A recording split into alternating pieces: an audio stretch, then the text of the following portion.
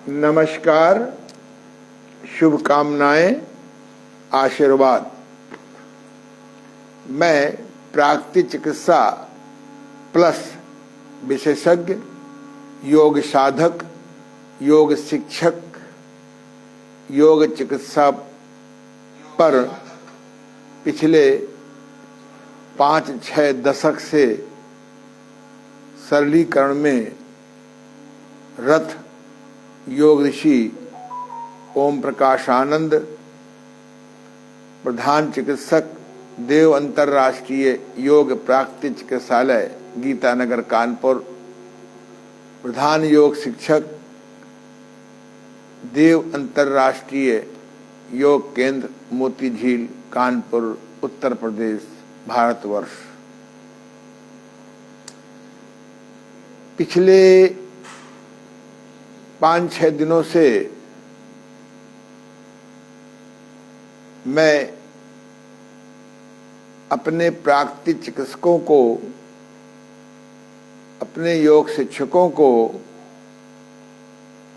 अपने आयुर्वेद के जानकारों को यह बताने का प्रयास कर रहा हूं कि यदि आप अपने जीवन से, आप अपने परिवार से, आप अपने देश से या इस दुनिया से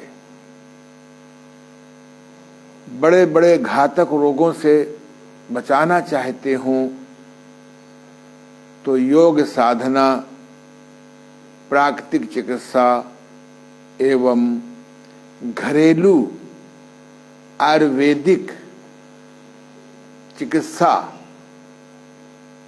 अर्थात आयुर्वेद का जो घरेलू शाकाहारी औषधियां हैं उनको आपको जानना होगा। चिकित्सक के केवल भरोसे रहेंगे तो यदि वो चिकित्सक तामसी हुआ, तामसी चित्त अवस्था का हुआ, राजसी चित्त अवस्था का हुआ, तो वह आपको वो सेवा नहीं कर पाएगा जिस सेवा की लेकर आप उसके पास जाएंगे। और यदि इस चिकित्सा इस त्रिसंगम चिकित्सा, इस संगम चिकित्सा के साथ यदि आप magnet therapy, acupressure reflexology therapy, laughing therapy, subconscious fear out therapy, reiki therapy, संगीत थेरेपी भी आदि जोड़ लेंगे भी तो रोगी को और जल्दी ठीक कर लेंगे। ऐसा मेरा अनुभव पिछले 1970 का है। क्योंकि प्राकृतिक चिकित्सा संयम प्रधान चिकित्सा है और संयम पे सतत रहना आसान काम नहीं है। जिस प्रकार की परंपराएं परिवार में चल रही हैं खाने पीने की, इन परंपराओं के बीच में आप विशुद्ध प्राकृतिक चिकित्सा नहीं चला पाएंगे। लेकिन यदि आप संयम से रहें और कभी संयम टूट जाए और घरेलू प्राकृतिक चिकित्सा का ज्ञान हो, योग के षटकर्मों का ज्ञान हो, नेति, बस्ती, धोती, नौली, त्राटक, कपाल शोधन, शंख प्रक्षालन, इसी प्रकार से प्राकृतिक चिकित्सा में ठंडा कट स्नान या कट स्नान, मेहन स्नान, धूप स्नान, भाप स्नान, मड स्नान, मालिश और पोषण उपवास, एक नया शब्द दे रहा हूं, पोषण उपवास।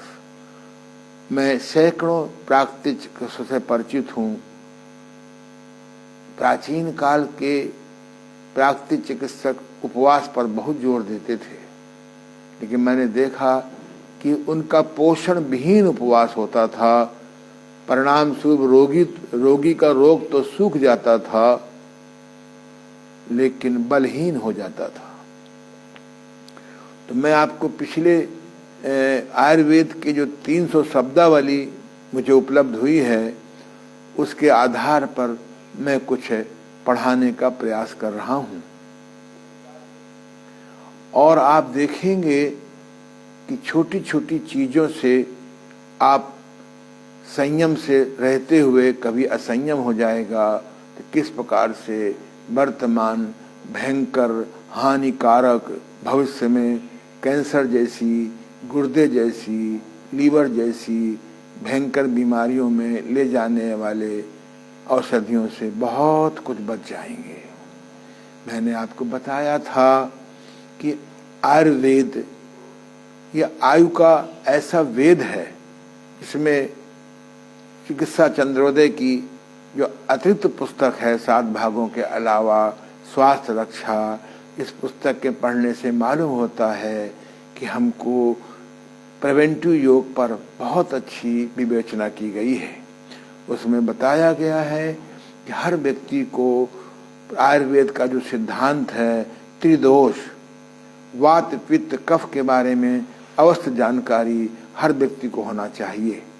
कभी कफ कुपित हो गया तो कौन सी हम निरापद घरेलू जड़ी बूटी लें, कौन सा हम फल लें, कौन सा हम सब्जी लें, कौन सा हम मसाले का प्रयोग करें, कैसे प्रयोग करें कि हमारा जुखाम दबने न पाए, और हम कौन सी क्रिया कर लें, कौन सा घरेलू तेल डाल लें।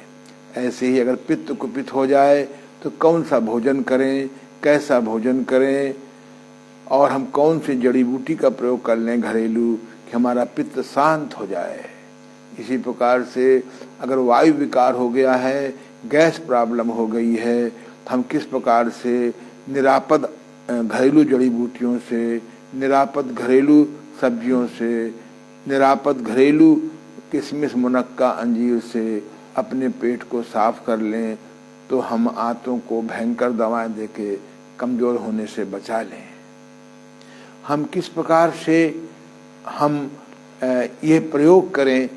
अगर हमको मंदाग्नि हो गई है, यानी समाग्नि स्वास्थ्य की निशानी है, अगर मंदाग्नि हो गई है, विषमाग्नि हो गई है, तीक्ष्णाग्नि हो गई है, भस्मक हो गई है, तो हम कौन सी क्रिया कर लें, कौन सा हम भोजन लें, कौन सी जड़ी बूटी लें कि हमारी भस्मक रोग ठीक हो जाए, हमारा मंदाग्नि समाग्नि में बदल जाए, हमारी तीक्ष्णाग्नि समाग्नि में बदल जाए, हमारी विषमाग्नि समाग्नि में बदल जाए। क्योंकि समाग्नि के अलावा किसी भी व्यवस्था में भोजन करेंगे अग्नि में तो यह भोजन पचता नहीं है। जब भोजन नहीं बड़े पचेगा तो पोषित होने का सवाल नहीं उठता है। जब पोषित नहीं होगा तो समय पर निष्कासित भी नहीं होगा।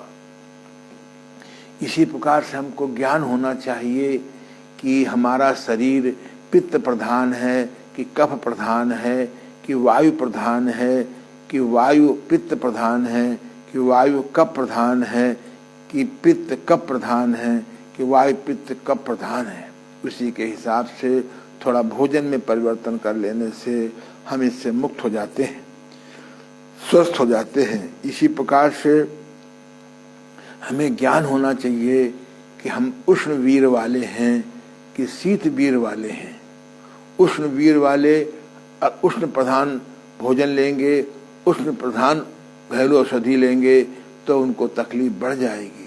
शीत प्रधान वाले यदि शीत प्रधान भोजन लेंगे, शीत प्रधान बने औषधि लेंगे तो नुकसान हो जाएगा। अभी जब कोरोना का संक्रमण काल चल रहा था, लोगों ने यही भूलें की हैं।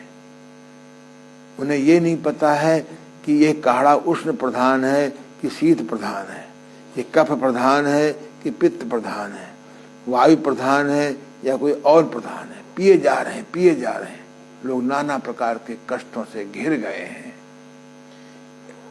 इसी प्रकार से आपको ज्ञान होना चाहिए कि हमारे 7 धातुएं होती हैं, हमारी कौन सी धातु का क्षय हो रहा है या क्षय है यानी कमी है, या कौन सी धातु की हमारी अधिकता है, हमारा रस धातु कमजोर है कि अधिक है, हमारा रक्त धातु कमजोर है, कम है कि अधिक है, हमारा मांस धातु कम है कि अधिक है, यानी रस, रक्त, मांस, मेद, अस्थि, मज्जा, वीर्य या रज, ये 7 धातुएं होती हैं। ये हमारे शरीर में इनकी कमी है कि अधिकता है। अभी मेरे पास एक सज्जन आए थे लगभग 1 वर्ष पहले, तो सब जगह से वजन घटाने के लिए जब हार गए तो उनको किसी ने मेरे बारे में बताया। जब मेरे पास आए तो उनको मैंने प्राकृतिक चिकित्सा के अलावा, योग चिकित्सा के अलावा उनका मैंने आयुर्वेदिक विश्लेषण किया और पता लगाया कि इनके अंदर किस धातु की अधिकता है, कमी है।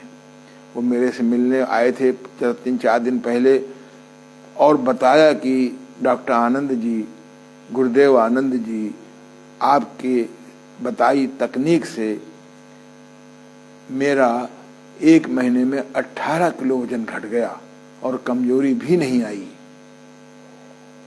तो इसलिए और याद रखें कि यदि आपने वजन घटाने में मेरे जैसे अनुभवी व्यक्ति का लाभ नहीं उठाया तो वजन या तो घटेगा नहीं और घटेगा तो पुनः बढ़ जाएगा। ये मैं अपना कोई विज्ञापन नहीं कर रहा हूँ, अगर विज्ञापन लगे तो कोई नुकसान नहीं है, आपका तो भला हो जाएगा, नहीं तो रात भर पीसेंगे अब परैया में उठाएंगे। हमने उसको समाग्नि में बदला, कुछ ऐसे सिद्धांत बताए, भोजन का ऐसा सिस्टम बताया कि उनका वजन घटाया। साथ में उनको हमने यहाँ 10 दिन 20 दिन बुला के कायाकल्प किया। हमारी बॉडी में जो 14 नालियाँ होती हैं जिनमें कूड़ा भर जाता है, उनको हमने स्टीम बाथ से, सन बाथ से, मिट्टी स्नान से, मेथी बस्ती कुंजर से, घर्षण से आदि से उसको ठीक किया। अगर हम कायाकल्प नहीं करेंगे, अपने ब्लॉकेज नहीं खोलेंगे, तो आप आशा मत करें कि आपका रोग ठीक हो जाएगा या आपका वजन घट जाएगा या घटा हुआ वजन बढ़ जाएगा। इसीलिए मैंने नए सिस्टम में बताया है कि बहुत घातक रोग हो तो 20 दिन के लिए मेरे पास आओ, कम घातक रोग हो तो 10 दिन के लिए आओ, फिर 3 महीना 2 महीना उसका पालन करोगे तो ये संसार आपका सुखी हो जाएगा। इसी प्रकार से आपको ये ज्ञान होना चाहिए कि आयुर्वेद में 6 रस होते हैं, मधुर, अम्ल, लवण, तिक्त, मधुर, अम्ल, लवण, कटु, तिक्त और कसाय। आप कसाय भोजन नहीं लेते हैं, मधुमेह हो जाता है, मधुर भोजन अधिक लेते हैं तो डायबिटीज हो जाती है, तिक्त भोजन नहीं लेते हैं तो खून खराब हो जाता है। इसी प्रकार से हर भोजन का अपना गुण है। आपकी बॉडी में किस चीज़ की अधिकता है, कमी है, ये आपको ज्ञान सीखना पड़ेगा। तो ये मैंने इसलिए संक्षेप में कहा कि जो लोग मेरा ये वीडियो सुन रहे हैं वो मेरे पिछले वीडियो सुने, आपका परम कल्याण हो जाएगा। मैं आपको अपना डॉक्टर आप बनाने की शिक्षा दे रहा हूँ। आज हम आपको कुछ ऐसी चीज़ बताने जा रहे हैं कि जिसके न जानने से आपके हाथ में आयुर्वेद की पुस्तक भी आ जाती है तो आपकी समझ में नहीं आता है। हमारे द्रव्य विज्ञान में इसको आयुर्वेद का द्रव्य विज्ञान कहते हैं। वैसे तो हर द्रव्य के 20 गुण बताए गए हैं, लेकिन कुल 32 गुण आपको जानकारी होनी चाहिए। ये बहुत सरल है, कठिन नहीं है। जो इच्छा रखियो मन माही, पुरुषार्थ प्रयास साधना कृपा का दुर्लभ नाही। जब आप आयुर्वेद की कोई पुस्तक पढ़ते हैं तो उसमें एक शब्द आता है दीपन। ये जड़ी बूटी या ये जड़ी बूटी या ये मसाला, ये सब्जी या ये फल या ये मेवा। मैंने जो पढ़ाने का निर्णय लिया है इन्हीं चीज़ों के आसपास लिया है। हम फल लाते हैं, हमको नहीं पता है कि इस फल का क्या गुण है। हम सब्जी खाते हैं, हमको नहीं पता कि सब्जी क्या गुण है। हम मेवा खाते हैं या भिगो के खाते हैं, हमको नहीं पता है कि इस मेवा का गुण क्या है। हम इसी प्रकार से हम अनाज प्रयोग करते हैं, हमको नहीं पता है कि इसके अंदर कौन सा द्रव्य गुण है। इसी प्रकार से हम तिलहन प्रयोग करते हैं, हमको नहीं मालूम कि इस तिलहन के अंदर कौन सा द्रव्य गुण है। इसी प्रकार से हम दालें प्रयोग करते हैं, हमको नहीं पता कि कौन सा द्रव्य गुण है। इसलिए घर घर पहुंचाना है तो आपको मैं बता रहा हूं कि एक शब्द आता है दीपन। किसी फल, किसी सब्जी, किसी मेवा, किसी मसाले, किसी अनाज में उसके गुण लिखे हों तो अगर उसमें शब्द आता है दीपन, यह दीपन गुण वाला है, इसका अर्थ होता है कि ये पदार्थ कच्चे को तो नहीं पकाता है लेकिन अग्नि को तेज करता है। क्या मतलब इसका हुआ? आप देखते हैं जब कभी आप होटल या किसी रेस्टोरेंट में जाते हैं या जाना पड़ता है तो जब आप बिल देने जाते हैं, चाहे आपके टेबल पे आता हो चाहे वहां देने जाता हो, तो सौंफ रखे रहता है। अब तो सौंफ के साथ उसने ऊपर से शुगर लगा दिया है। मुझे भी जाने का मौका मिलता है कभी कभी परिस्थितियों बस, परिवार के प्यार बस, तो मैं उससे कहता हूँ सौंफ कहाँ है तुम्हारी? कहता है सौंफ नहीं, बस यही है। तो मैं हंसता हूँ। सौंफ पहले देना चाहिए, भोजन के पहले घंटा भर पहले सौंफ चबाएं या सौंफ का अर्क दिन में 2-3 बार लें या सौंफ का सूप लें, तो इससे अग्नि तेज होगी, मंदाग्नि समाग्नि में बदलेगी, जब खरी भूख लगाएगी। लेकिन जानकारी के अभाव में सौंफ आपको बाद में दिया जाता है, वो भी शुगर कोटेड दिया जाता है। तो सौंफ के चबाने से अगर आपको मंदाग्नि हो और आप दिन में अपनी तमाकू, जैसे लोग तमाकू खाते हैं, पान मसाला खाते हैं, बेचारे बेअकल लोग, अरे तमाकू तो ऐसी चीज है, उसका नाम ही है तमाकू। तम माने अंधेरा, अक्कू माने खराब। एक तो अंधेरा जिसके खाने से अंधेरा बढ़ जाए, ऊपर से कू माने और खराब है। तो जैसे आप तमाकू के डिब्बे में तमाकू रखते हैं, चुनही की चुना रखते हैं, ऐसे उसी डिब्बे को खाली करके उसमें आप सौंफ रख लीजिए। अगर आपको भूख लगती हो तो सौंफ दिन में 2-3-4 बार चबाइए, इससे खाने के टाइम पर खरी भूख लगाएगी। तो सौंफ खाने का विधान खाना खाने के बाद नहीं है, खाते हैं कोई नुकसान नहीं है। तो अगर किसी जड़ी बूटी में, किसी फल में आदमी दीपन शब्द लिखा हो तो इसका मतलब होता है कि इसके चबाने से, इसका अर्क पीने से, इसका सूप पीने से यह हमारी मंदाग्नि को समाग्नि में बदल देगा, हमारी खरी भूख पैदा कर देगा। दूसरा है पाचन। अगर आपके किसी पदार्थ में पाचन शब्द लिखा हो तो इसका मतलब होता है कि यह दीपन तो नहीं करेगा, यानी भूख को तेज तो नहीं करेगा, लेकिन ये भोजन के पचाने में सहायता करेगा। और किसी पदार्थ में लिखा हो आयुर्वेद की पुस्तक में कि ये पाचक, ये पाचन है, मतलब ये सौंफ की तरह अग्नि को तो तेज नहीं करेगा, लेकिन ये भोजन को पचाने में सहायता करेगा। तो जैसे नाग केसर, हमारे परिवार में अब नाग केसर का प्रचलन खत्म हो गया है, पर पहले लोग नाग केसर, हम जब छोटे थे हमारी माँ कभी कभी भोजन के साथ में सौंफ भी देती थी। उनको नहीं पता था कि पहले देना चाहिए, और नाग केसर भी देती थी खाने के साथ में। मिठाइयों में नाग केसर पड़ती भी थी। एक ऐसी नाग की तरह होती है और केसर जैसी लाल होती है और नाग जैसे इसका फना होता है। हम आपको अंत में आपको हर जड़ी बूटी को दिखाएंगे कि कैसे पहचाने।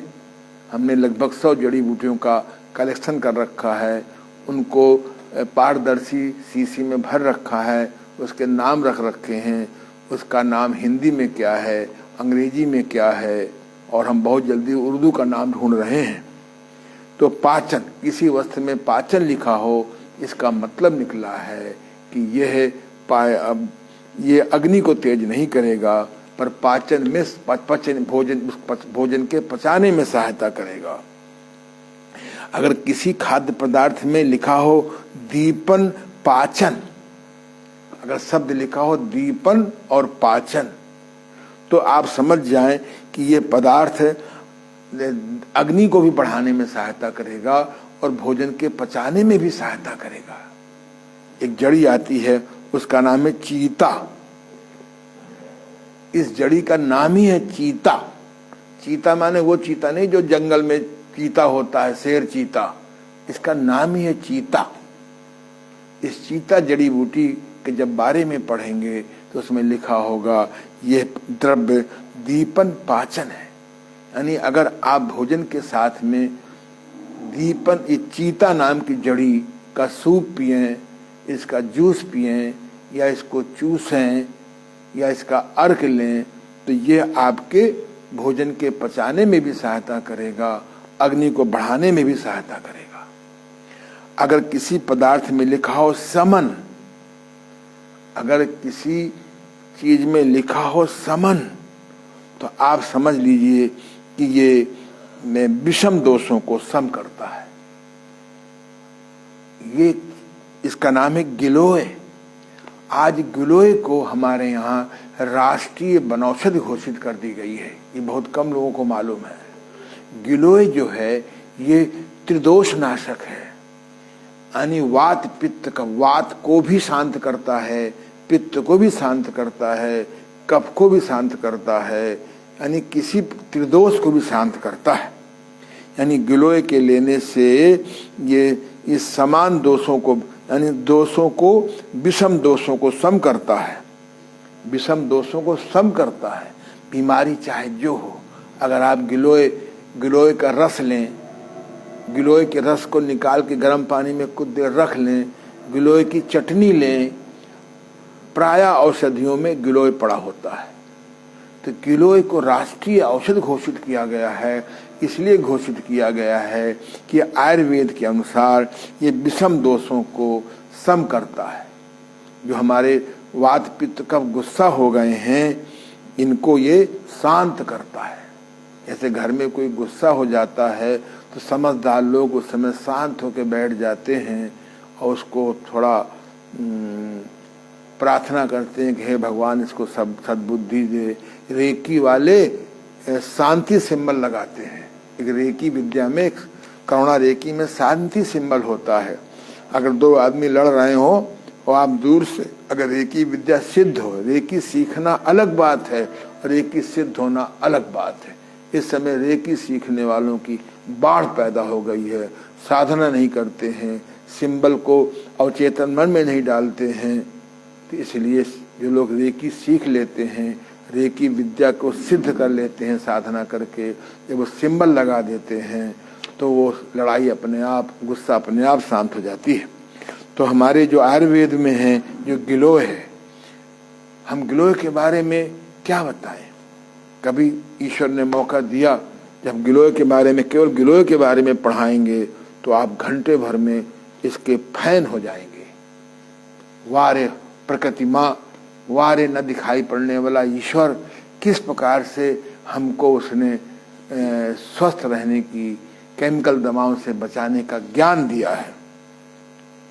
अगर किसी पदार्थ में लिखा हो, किसी जड़ी बूटी में लिखा हो, किसी फल में लिखा हो, किसी अनाज में लिखा हो, किसी मेवा में लिखा हो आदि, तो उसमें लिखा हो कि ये अनुलोमन है, अनुलोमन अगर लिखा हो तो आप समझ जाएं कि यह जो है, ये जो अनुलोमन का मतलब होता है कि एक ऐसा पदार्थ जो हमारे भोजन को ये पचाएगा भी और नीचे ले जाने में सहायता भी करेगा। जो पदार्थ कच्चे वात पित्त कफ को पका करके वायु के मदद से भोजन करने के बाद छोटी हर चूसने की आदत डाल लें।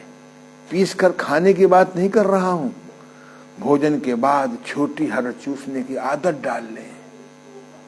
ये 1 घंटे से कम में नहीं चूसती है। आपको इतना लाभ होगा, इतना लाभ होगा, महीनों उपवास करने से उतना लाभ नहीं होगा जिसको 8-10 दिन छोटी हर चूसने से आराम मिलेगा। छोटी हर चूसने से ये हमारे जो कच्चे वात होते हैं, पित्त होते हैं, कफ होते हैं, इनको पका देता है और जहाँ जहाँ वायु फंसी होती है वहाँ से वायु खींच करके बड़ी आंतों से भेज करके गुदा मार्ग से निकाल देते हैं। जब गुदा मार्ग से वायु निकलेगी तो कब्ज टूटने में सहायता मिलेगी और नुकसान भी नहीं करेगा। मेरे गुरुदेव स्वामी देवमूर्ति जी महाराज छोटी हर का बहुत प्रयोग करते थे। कभी भोजन ज्यादा कर लिया, पेट नहीं साफ हुआ, पेट गए, आपको बस्ती क्रिया मालूम नहीं है, बैठे रहे तो उससे गैस भर जाती है।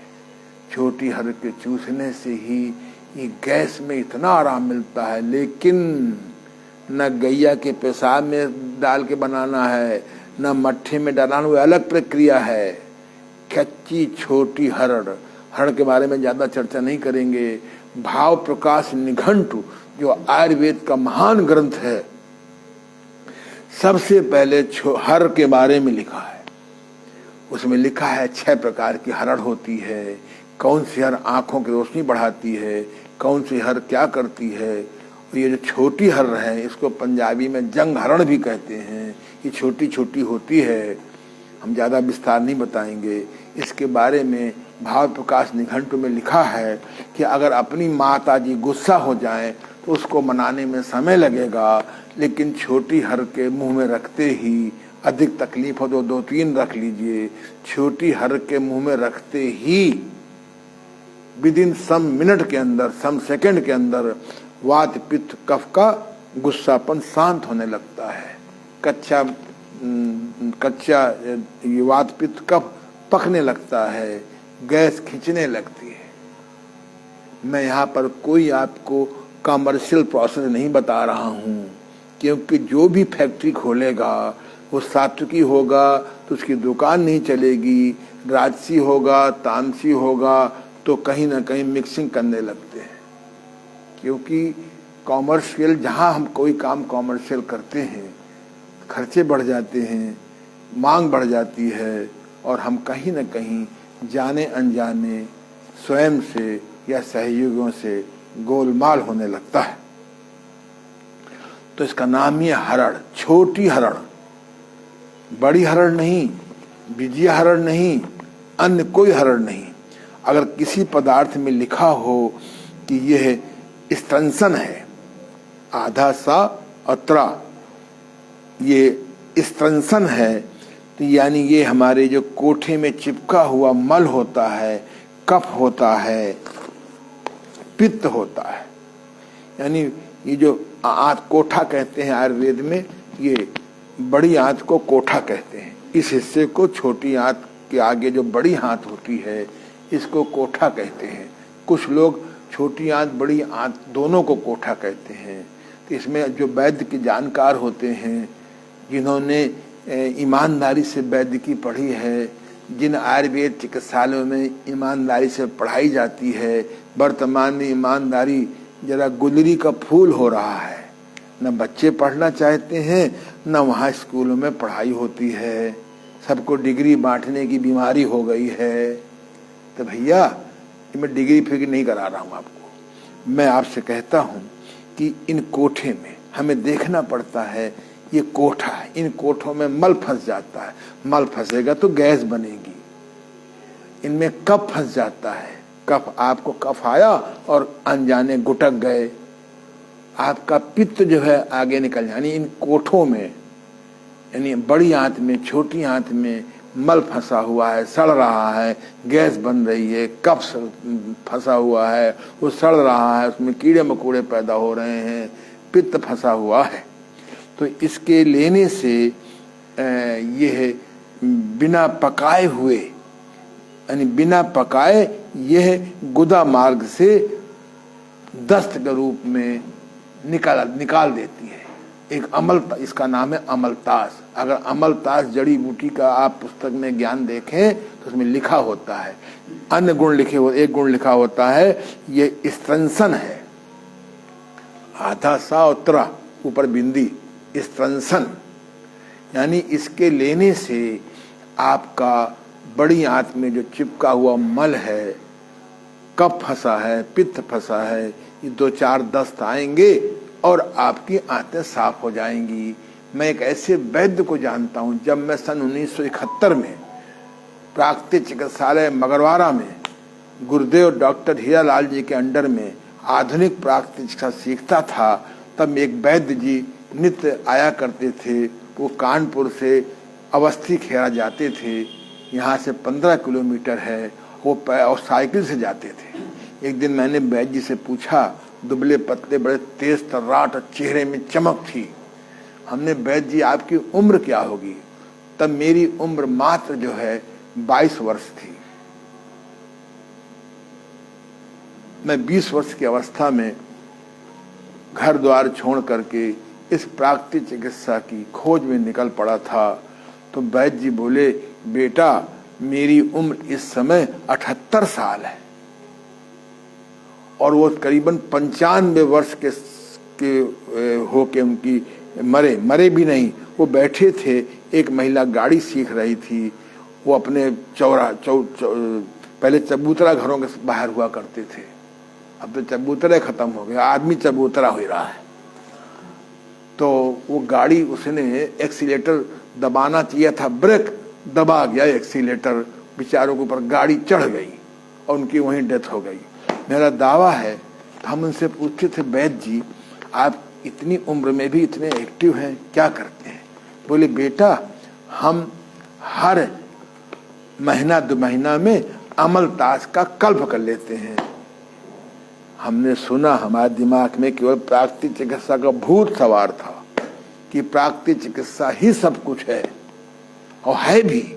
लेकिन प्राकृतिक चिकित्सा जो विशुद्ध प्राकृतिक चिकित्सा है, ये बैलगाड़ी की तरह फायदा करती है। इसीलिए मैं प्राकृतिक चिकित्सा प्लस के फेवर में हूँ। जब मैं अपने गुरुदेव पंडित ओमकारनाथ अवस्थी जी से आयुर्वेद का ज्ञान सीख रहा था, 1979, ये बात है 82-83 की, तो उन्होंने मुझे अमलतास के बारे में पढ़ाया और मुझे अमलतास का कल्प भी कराया 3 दिन का। वैसे तो मेरी बॉडी में मल नहीं था, लेकिन फिर भी बड़ा आनंद आया। जो योग वाले संग प्रक्षालन कराते हैं, इनमें हर आदमी योगासन नहीं कर सकता है, पर अगर वो अमलतास का संग प्रक्षालन कराएं तो रोगी को तकलीफ भी नहीं होगी और बहुत लाभ भी होगा। तो अमलतास में एक ऐसा गुण है कि जिसका क्वाथ लेने से, जिसका जूस लेने से, जिसका सूप लेने से उसका तरीका है, आगे चल के बताएंगे कि इससे हमारे 2, 4, 6 दस्त आ जाते हैं और नुकसान भी नहीं होता है। उस जड़ी का नाम है अमलतास। अगर किसी जड़ी बूटी में भेदन लिखा हो, अगर किसी जड़ी बूटी में भेदन लिखा हो कि इसकी भेदन गुण वाला है, तो इसका मतलब निकला है कि ये पदार्थ सभी प्रकार वात आदि दोषों से बंधे हुए अथवा न बंधे हुए गांठों को मल मूत्र के माध्यम से तोड़ फोड़ करके नीचे ले जा करके गुदा के द्वार निकाल देता है। अगर आप कभी कुटकी नाम की जड़ी के बारे में अध्ययन करें तो उसमें लिखा होता है भेदन। एक मेरे पास बहुत पहले केस आया था ड्रॉपसी का, जलोदर का, तो अब तो खैर केस आने ही नहीं पाते क्योंकि मेडिकल साइंस ने इतना सुंदर MBA कर रखा है, मार्केटिंग कर रखी कि आदमी वहाँ से निकले नहीं पाता। उसको मैंने प्राकृतिक चिकित्सा से और इस कुटकी के माध्यम से उसकी सारी गांठें, सारा मल मैंने निकलवाया था, वो आदमी स्वस्थ हो गया था। तो इसलिए अगर किसी जड़ी बूटी में भेदन लिखा हो, जो मैं सप्त कटु अमृत बताता हूँ, चिरायता, कुटकी, नीम, गिलोय, पित्त पापड़ा, नागर मोथा, डोडा पनीर, ये 7 जड़ी बूटियाँ हैं। उसमें कुटकी पड़ा होता है। इन सब आगे चल के बताने का प्रयास करूँगा कि जब हम कुटकी का पाउडर लेते हैं, कुटकी का जूस लेते हैं, कुटकी का अर्क लेते हैं, कुटकी की चटनी लेते हैं, तो इसके लेने से हमारे बड़ी आंत में, छोटी आंत में जो नाना प्रकार के गांठें बन गई हैं मल की, वो मल की गांठें फूट जाती हैं और मल के माध्यम से निकल जाती हैं। इन गांठों के बारे में बड़ा भ्रम है आज की साइंस को कि कहीं कैंसर की गांठ तो नहीं है। अब ये कोई नहीं ढूंढता कि मल की गांठ हो सकती है। तो ये कुटकी नाम की जड़ी से मल की गांठें फूट जाती हैं, मूत्र की थैलियां फूट जाती हैं जो बन जाती हैं, जिसको हम आजकल एक शब्द चला है सिस्ट, एक नया शब्द चला है सिस्ट। अब शिष्ट को लिए घूमते हैं। तो इसलिए हमारे देश के ऋषियों ने कुटकी के माध्यम से इसको डिसॉल्व कर देते हैं। अगर किसी पदार्थ में लिखा हो रेचन, अगर किसी पदार्थ में रेचन, जो पदार्थ अधपके अथवा कच्चे मल को पतला करके नीचे गुदा मार्ग से निकाल देता है, उसको रेचन कहते हैं। रेचन एक निषोध नाम की जड़ी होती है, जो वैद्य लोग बच्चों को प्रायः पेट खराब होने में देते हैं। मैंने अनुभव किया है, मैंने अपने बच्चों को दिया है। निषोध का उचित मात्रा में पाउडर देने से, निषोध का उचित मात्रा में लाइव सूप देने से, मुर्दा सूप नहीं, निषोध का जूस देने से, निषोध जड़ी की चटनी देने से बच्चों का पेट खुलकर साफ हो जाता है। मैं आपका भी डॉक्टर नहीं बना रहा हूँ, एक जड़ी बूटियों का ज्ञान दे रहा हूँ। तो रेचन निषोध होता है। एक होता है विरेचन। रेचन और विरेचन में बहुत अंतर नहीं है। बी माने विशेष प्रकार से, रेचन माने मल निकालने वाले। जो अच्छे वैद्य होते हैं, जो लर्नेड वैद्य होते हैं, उनको पढ़ाया जाता है कि रोगी का कोष्ठ देखें, ये मृदु कोष्ठ है कि मध्यम कोष्ठ है कि क्रूर कोष्ठ है। अगर क्रूर कोष्ठ है तो मध्यम विरेचन काम नहीं करेगा, मध्यम रेचन काम नहीं करेगा। और अगर आपका उसका मृदुल कोष्ठ है, मृदु कोष्ठ है, तो मृदु कोष्ठ की दूसरी जड़ी बूटियां होती हैं, मध्यम कोष्ठ की दूसरी जड़ी बूटियां होती हैं, क्रूर कोष्ठ की तीसरी जड़ी बूटी होती है।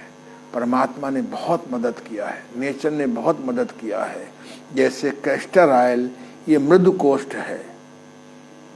छोटी हर का पाउडर, ये मध्यम कोष्ठ है। और एक ऐसी जड़ी है जिसको मंच पे बताने के लिए गुरु ने मना कर दिया है, वो क्रूर कोष्ठ को ठीक करता है। उसके लिए हमारे जैसे लोगों को समर्पण भाव से आना पड़ता है। आजकल तो आदमी आता है कि डॉक्टर साहब हमका दवा लिख दो, बता दो, हमारे पास प्रिवेंटिव स्वास्थ्य के लिए समय नहीं है, नर्सिंग होम में भर्ती होने के लिए 10 दिन का समय है, मैदानता में जाने का समय है, पर डॉक्टर आनंद जी के पास 4 घंटे का भी समय नहीं है। भगवान उनको सद्बुद्धि दे। है कुछ लोग बुरा मान जाते हैं। कल एक सज्जन आए, लंबी चौड़ी बीमारियां, हमका डाइट लिख दो, 20-30 किलो आंतों में मल फंसा है, वो डाइट और फंस जाएगी। तो मैंने उनसे कहा कि भैया मेरे परिचय का लाभ उठाओ। इसलिए विरेचन, क्रूर कोष्ठ में क्या करना पड़ता है, ये हमारे जड़ी बूटियां हैं।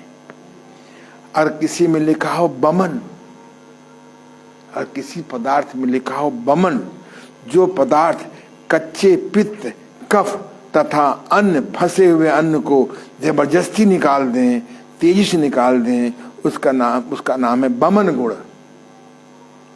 एक जड़ी होती है, इसका नाम है मैन फल। एक जड़ी होती है जिसका नाम है मैन फल। लोग भूल गए आजकल, अंग्रेजी दवाओं के नाम याद हैं, बुखार आ गया फलानी दवा खा लो, दर्द है फलानी दवा खा लो, फलाने है फलाने दर्द खा लो। हमारी इस आजादी के बाद की सरकार ने न आयुर्वेद को प्रोत्साहन दिया, न योग साधना को प्रोत्साहन दिया, न हमारी जड़ी ये प्राकृतिक चिकित्सा को प्रोत्साहन दिया। आज ये तीनों चिकित्सा पद्धतियां लंगड़ी हैं, बेचारी चल नहीं पाती हैं। परिणाम क्या निकला है? घर घर बीमारियां, घर घर बीमारियां, घर घर बीमारियां। बीमारियों के इलाज करने में तवा है। एक एक आदमी को 6-6, 7-7 ऑपरेशन करना था। पहले मैन फल हमारे घर में था, हमने देखा था, हमारी माँ को बहुत ज्ञान था।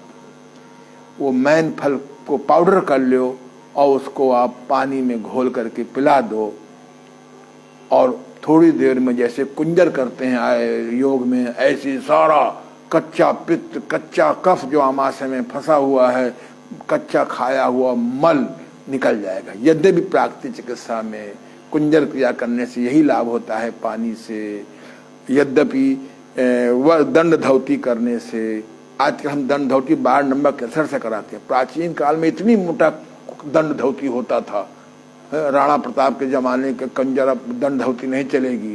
लोगों के गले छोटे हो गए हैं, गले कमजोर हो गए हैं, हम तो 12 नंबर कैथेटर से कराते हैं और कुंजर हो जाता है। एक वस धौती होती है योग में, 9 फीट के लंबा 4 अंगुल चौड़ा कपड़ा खिलाने का विधान होता है अमाशय में, पूरा नहीं खिलाते हैं। ये भी काम वही करता है, पित्त, कच्चा पित्त निकाल देता है। पर हमारे यहाँ जड़ी बूटी, परमात्मा ने जड़ी बूटी दी है, जिनका कुंजन नहीं होता उनको मैन फल पाउडर करके, अर्क निकाल करके या क्वाथ करके, जूस निकाल करके उसे खिलाया जाता है और कुंजर हो जाता है। अगर किसी पदार्थ में संशोधन लिखा हो, अगर किसी पदार्थ में लिखा हो कि यह गुण संशोधन वाला है, तो उसमें लिखा होता है जो औषधि स्वस्थान में संचित मलों को ऊपर की ओर न ला करके, जो औषधि स्वस्थान में संचित मलों को ऊपर की ओर न जा करके मुंह और नाक के द्वारा बाहर निकालते हैं। हाँ, फिर से ध्यान सुनिए आप। जो औषधि स्वस्थान में संचित मलों को ऊपर की ओर ले जा करके मुंह के द्वारा, नाक के द्वारा बाहर निकाल देती है और नीचे के मल को, यानी आमाशय के नीचे के रुके मल को नीचे की ओर ले जाती है और गुदा के द्वारा ले जाती है, लिंग के द्वारा यानी भग के द्वारा, औरतों के लिंग को भग कहते हैं, बाहर निकाले, उसे संशोधन कहते हैं। ये बहुत अद्भुत जड़ी है। इस जड़ी बूटी का मुझे पहले ज्ञान नहीं था, लेकिन इधर आपके पढ़ाने के चक्कर में मुझे पढ़ना पड़ा। एक देवदाली का फल होता है, एक होता है देवदाली का फल। देवदाली का फल एक ऐसी जड़ी बूटी परमात्मा ने पैदा की है, पृथ्वी माँ ने पैदा की है कि जिसके विध विधान के लेने से ऊपर आमाशय के ऊपर का मल ऊपर निकल जाता है और नासिक, और ये जो नीचे का मल है, छोटी आंत का है, बड़ी आंत का मल है, वो गुदा मार्ग से निकल जाता है। पेशाब मार्ग से पेशाब का फंसा मल निकल जाता है। गर्भाशय में फंसे मल को गर्भाशय से निकाल देते हैं। ये मेरे लिए आपके पढ़ाने के कारण मुझे नया ज्ञान मिला है, सूचना मिली है। इस संबंध में मैं अपने किसी आयुर्वेद के गुरु, हमारे शहर में तो बहुत अच्छे वैद्य हैं, ऐसे तो बहुत से वैद्य हैं।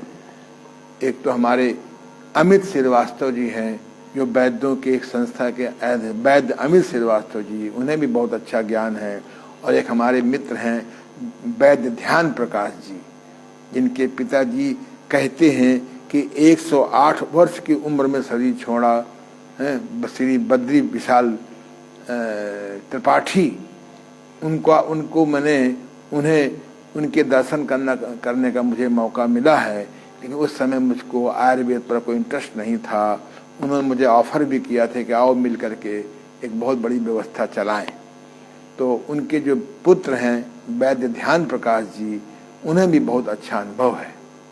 और उनके छोटे भाई हैं ज्ञान प्रकाश जी, वैद्य ज्ञान प्रकाश जी, ध्यान प्रकाश जी, ज्ञान प्रकाश जी। यानी उनके पिताजी ने नाम क्या रखा? बड़े का नाम रखा ध्यान प्रकाश और छोटे का रखा ज्ञान प्रकाश। इन लोगों का बड़ा अच्छा ज्ञान है, मैं इनको बड़ा आदर से सम्मान करता हूँ। आपके शहर में भी हो सकता हूँ कोई वैद्य, मैं इनसे संपर्क करूँगा, इसके बारे में पूछूंगा।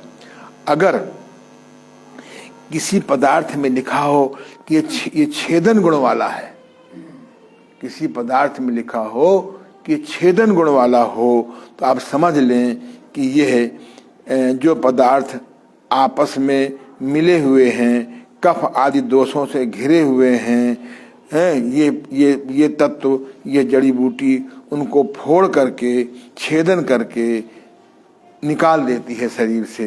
एक जवाखार नाम का एक जड़ी होती है।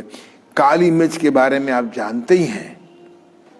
काली मिर्च को बहुत हमारे यहाँ विधान दिया गया है। हम देखते थे, हमें जब कोई तकलीफ होती थी तो हमारी माँ काली मिर्च घी के साथ चटाती थी, मिश्री के साथ चटाती थी। उस समय सब घरेलू जड़ी बूटियाँ होती थी। कोई तकलीफ हुई तो हमारी माता जी ने कोई अपनी जड़ी बूटी निकाली, चौके से दे दी। काली मिर्च हम लोग खाते हैं, पर हम लोग इतने अज्ञानी हैं कि काली मिर्च को छौंक देंगे, काली मिर्च को उबाल देंगे, काली मिर्च को तल देंगे। वाह रे अक्लमंदो, जो जड़ी बूटियां तुमको जीवन देने वाली हैं, तुम इनको स्वाद के लिए खा रहे हो। काली मिर्च को पाउडर कर लीजिए, उसको विधि के अनुसार खाएंगे।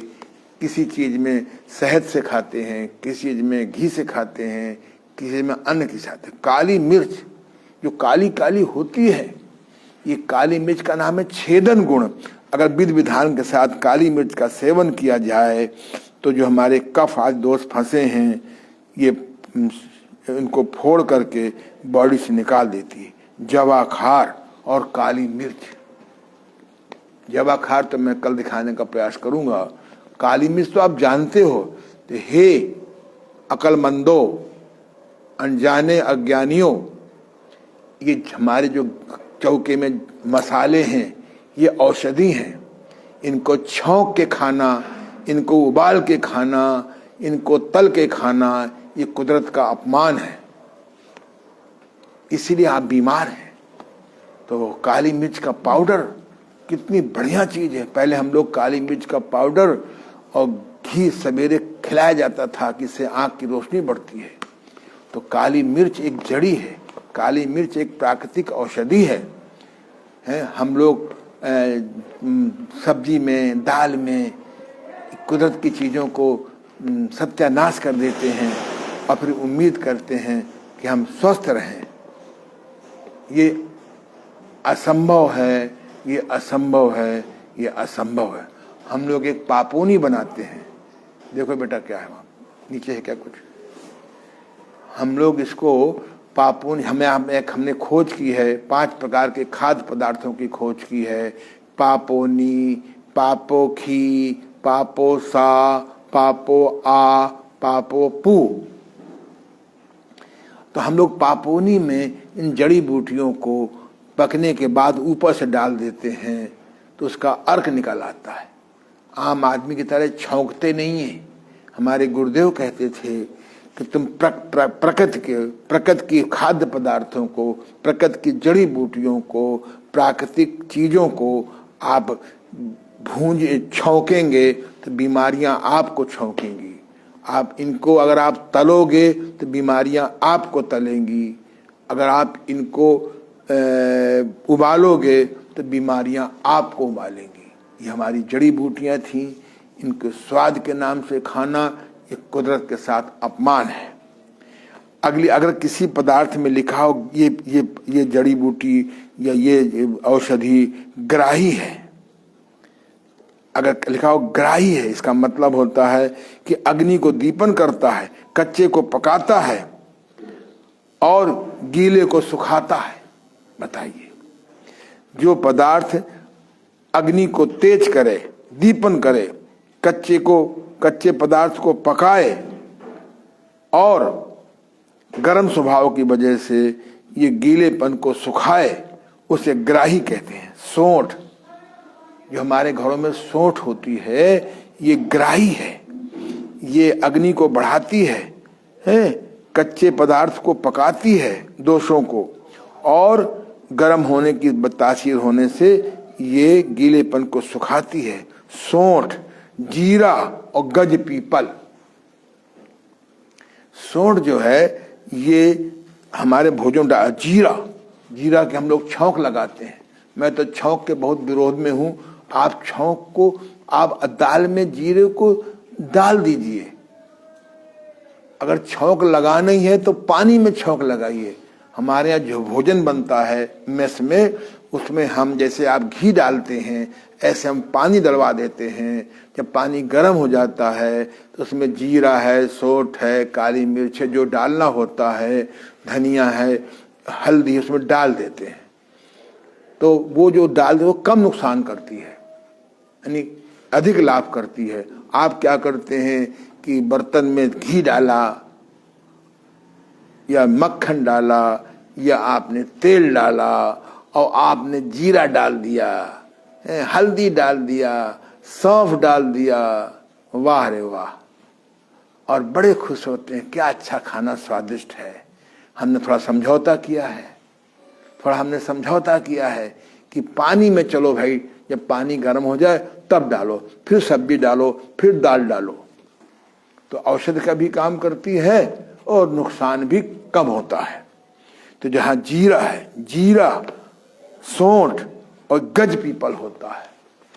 आपको बहुत कम लोगों को मालूम है कि दूध कफ कारक भी होता है, दूध वायु कारक भी होता है। आयुर्वेद के हिसाब से केवल ये पित्त सामक होता है। इसीलिए प्राचीन काल में ये कंडे की आग में दूध पकाया जाता था, वो शाम तक पकता रहता था, उबाल नहीं आता था और बड़ी मोटी मलाई होती थी। वो दूध पीते थे। आयुर्वेद के अनुसार से उसमें वात वायु कारक गुण खत्म हो जाता है, कफ कारक गुण खत्म हो जाता है, और फिर हम लोग शाम को पीते थे।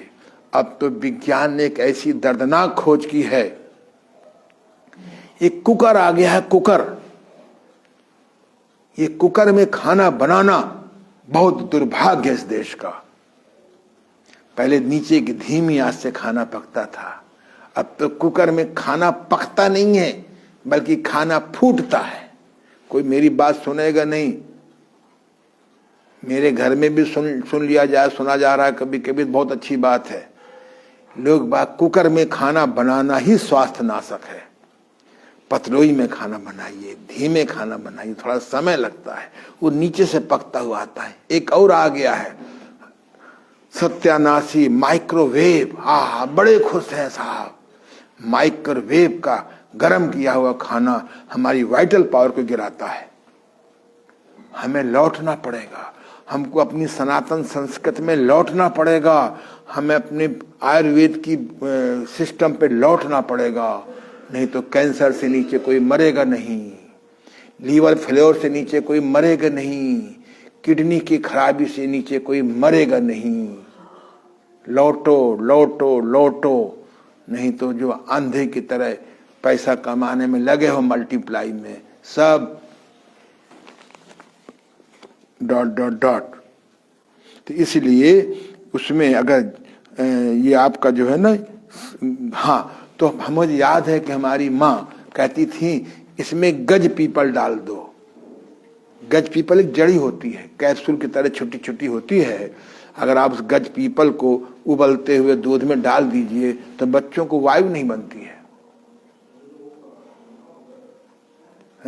तो वायु पीपल को पीस लेते हैं घरों में और उसको चुटकी भर डाल देते हैं दूध में। अब बच्चों को दूध पिला दिया, अब बच्चे को हवा बन रही है, दूध बन रही है, ऊपर से हगी लपेट देते हैं। बोले बेटा हगी बांध लो, हगी बांध लो, हगे रहो, पड़े रहो। मम्मी अपना गई हैं 6 घंटा ऑफिस में, हम बुरा नहीं कह रहे हैं। तो इसलिए गज पीपल हमारे घरों में थी, लोग भूल गए। गज, अभी सौंठ तो याद है, जीरा तो याद है, पर गज पीपल भूल गए। ये बाजारों में मिलती है पंसारी के यहाँ। तो अगर किसी में लिखा हो ग्राही है तो समझ लो कि ये अग्नि को दीपन करेगा, कच्चे को पकाएगा और गीले को सिखाएगा।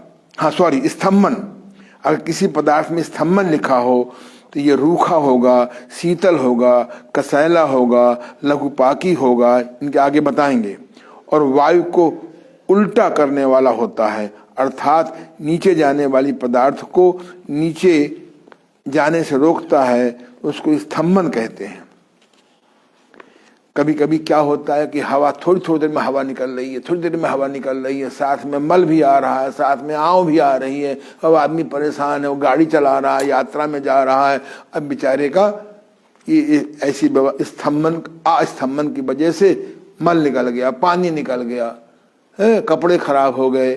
तो इनको ऐसी बीमारी हो तो वो किसी अनुभवी वैद्य के पास जाए कि हे गुरुजी, इस स्तंभन नाम की जड़ी कहाँ मिलेगी, इसका कैसे सेवन करें, इससे जो है वो वायु जो नीचे अनबैलेंस होकर निकलती है वो बैलेंस हो जाती है। एक शब्द है लेखन, जो पदार्थ देह के धातुओं को अथवा मल को सुखा करके दुर्बलता लाने में सहायता करे या मोटे को पतला करे, उसको लेखन कहते हैं। अगर किसी पदार्थ में लिखा हो कि लेखन है, समझ लो कि ये चर्बी को घटाने वाला है। जैसे गर्म पानी और शहद, ये लेखन है। गर्म पानी स्वयं में लेखन है। पानी बड़ा अद्भुत चीज है, जल जीवन कहा गया है। ठंडे पानी का दूसरा गुण है, सामान्य पानी का दूसरा गुण है, गर्म पानी का दूसरा गुण है, उबले पानी का तीसरा गुण है, पानी के माध्यम से अर्क बनाने का दूसरा गुण है। तो ये मधु माने शहद, गर्म पानी और थोड़ा शहद डालकर पीने से अथवा अगर नींबू मिला दें, इससे वजन घटने में सहायता मिलती है। एक बच नाम की जड़ी होती है, इसका विधि विधान के सेवन करने से वजन घटाने में सहायता मिलती है। एक इंद्रजौ नाम की एक जड़ी होती है, आपको भविष्य में दिखाऊंगा, इसका विधि के साथ सेवन करने से वजन घटाने में सहायता मिलती है। मैंने आपको 1 2 3 4 5 6 7 8 9 10 11 12 13 14 मैंने आपको आज 14 जड़ी बूटी के बारे में बताया। एक कि इस जड़ी बूटियों के गुण क्या होते हैं। कल हम शेष आपको आज के आगे बताएंगे और फिर परसों उसका और उसके आगे बताएंगे। 3 दिन में हम आपको ये जो 20 + 12 32 द्रव्य गुण होते हैं, इनके बारे में आपको हम बताएंगे। मुझे बहुत अच्छा लग रहा है कि जो लोग इस समय मेरी बात सुन रहे हैं, जिनके पास समय नहीं है, वो अपनी सुविधा अनुसार किसी टाइम पे सुन सकते हैं। इस सुनने के लिए आपको कुछ नहीं करना है, आप अपना काम करते हुए ये वीडियो लगा दीजिए, योग ऋषि ओम प्रकाश आनंद के नाम से खोल लीजिए और सुनते रहिए। अगर आप तय कर लें कि हमें कुछ सीखना है तो जरूर भगवान आपकी मदद करेगा। तो कल हम आपको आज हमने 14 द्रव्य गुणों के बारे में चर्चा की है। मुझे आशा है कि आपको बहुत अच्छा लगा होगा। अगर आप परमार्थी स्वभाव के हैं और नहीं है तो आजकल सोशल मीडिया का जमाना है, आप 10 20 50 लोगों को शेयर कर लीजिए। और आप कोई दिक्कत हो आपको तो आप मोबाइल नंबर 9336115528 इस पे आप फोन कर दीजिए। मैं भी बहुत व्यस्त रहता हूँ लेकिन जब आपका फोन आएगा मैं नहीं भी उठाऊंगा, उसमें लाल रंग आ जाता है, मैं अपनी सुविधा अनुसार आपको फोन कर दूंगा। तो इसलिए अब बहुत अच्छे आप युग में जी रहे हैं। इतना अच्छा युग सतयुग में नहीं था, द्वापर में नहीं था और त्रेता युग में नहीं था। आज आप बहुत अच्छे युग में जी रहे हैं। बैठे बैठे आप रुपया मंगा सकते हैं, बैठे बैठे रुपया भेज सकते हैं, बैठे बैठे आप कितने अच्छे युग में जी रहे हैं। और कलयुग है, पाप बढ़ गया है, नहीं, हम पहले से बहुत अच्छे हैं, इनफॉर्मेटिव युग में आ गए हैं। चलिए आपको बहुत बहुत धन्यवाद, बहुत बहुत आशीर्वाद बस आपसे मैं एक ही चीज मांग रहा हूं कि आप कम से कम अपने 10 मित्रों को शेयर करिए, अपने ग्रुप में डालिए। ये मत सोचिए कोई सुनेगा नहीं। हम अपना पिछले 52, 53, 54 साल से काम कर रहे हैं, अपनी मस्ती में कर रहे हैं, आनंद के लिए कर रहे हैं। जिसके जो पुरुषार्थ करेगा, जो साधना करेगा, जिसके भाग्य में लिखा होगा, ये ज्ञान का वो उपयोग करके स्वस्थ और दीर्घायु होने में सहायता मिलेगा। बहुत बहुत धन्यवाद, बहुत बहुत शुभकामना, बहुत बहुत आशीर्वाद।